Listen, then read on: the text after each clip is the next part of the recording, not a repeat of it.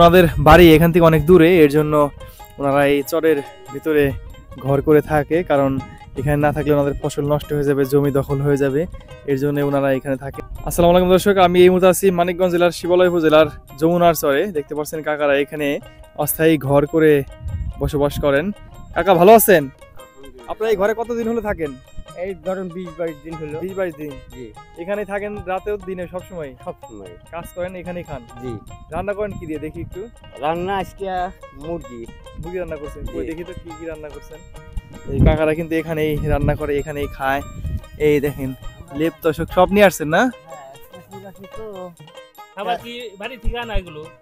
বাড়িতে না আনি, আবার এনে এটা কি বাড়ি থেকে আসছে? হ্যাঁ, এটা বাড়ি থেকে আসছে। কয়জনের খাবার এখানে কাকা? 8 জন। এই যে আমরা খাইছি তো, খাওয়া দাওয়া করেন। মুরগি রান্না করে দিচ্ছি, আপনার ডাল কাকি দিছে নাকি? জি জি জি। খুবই সুন্দর খাবার। এই দেখেন ওনারা নিয়ে আসছে ডাল, মুরগির মাংস। কেমন লাগে আপনাদের কাছে এখানে থাকতে? ভালো ভালো। এখানে থাকার কারণ কি? থাকার কারণে যে ফসলের ক্ষতি করে এখানকার মানুষ, হ্যাঁ, এই জন্য আমরা থাকি। গরু দিয়ে খাওয়া দেয়, ঘোড়া দিয়ে খাওয়া দেয়, অত্যাচার করে খুব। মূলত ওনাদের বাড়ি এখান থেকে অনেক দূরে, এর জন্য ওনারা এই চরের ভিতরে ঘর করে থাকে, কারণ এখানে না থাকলে ওনাদের ফসল নষ্ট হয়ে যাবে, জমি দখল হয়ে যাবে, এর জন্য ওনারা এখানে থাকে। দেখতে পাচ্ছেন এই যে টমেটো, হাঁড়ি পাতিল সবকিছু রেখে দিচ্ছেন, এখানে রান্না করেন, এখানেই খান। এখানে এই যে গরুর টুনা আছে। আপনারা কি গরু নিয়ে আসছেন না? আচ্ছা, পান সুপারি? পান সুপারি আছে।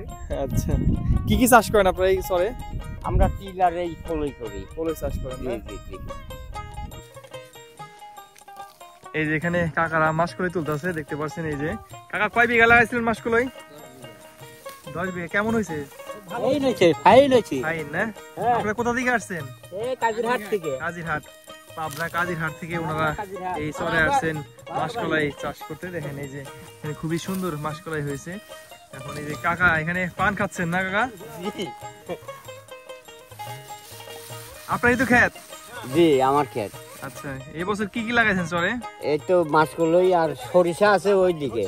ওইদিকে না? হ্যাঁ, ওইদিকে সরিষা আছে, রাই আছে।